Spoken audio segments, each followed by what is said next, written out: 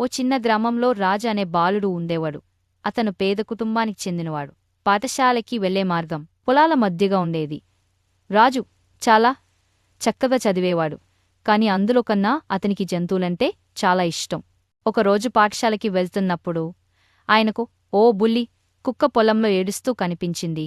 దాని పంజా గాయమై ఉంది. రాజు వెంటనే తన నీళ్లు ఇచ్చి కుక్కని చేతుల్లోకి తీసుకొని ఇంటికి తీసుకెళ్లాడు. అమ్మ మొదట భయపడినా రాజు మనసు చూసి అంగీకరించింది. కుక్కకు బూడు అనే పేరు పెట్టాడు.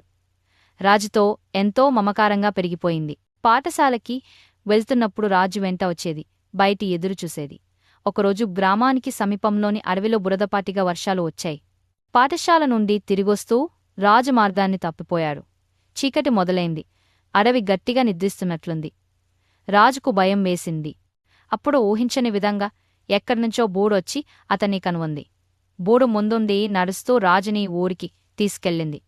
ఆ గ్రామానికి చేరుకోగానే రాజు తల్లిదండ్రులు ఆనందంతో కన్నీళ్లు పెట్టుకున్నారు.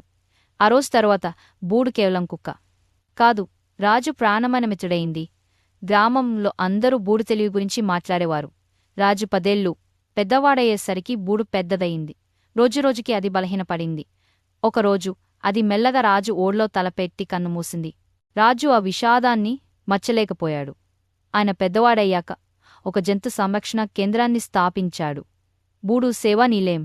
దాని ద్వారా అనాథ కుక్కలను, పిల్లలను సంరక్షించేవాడు.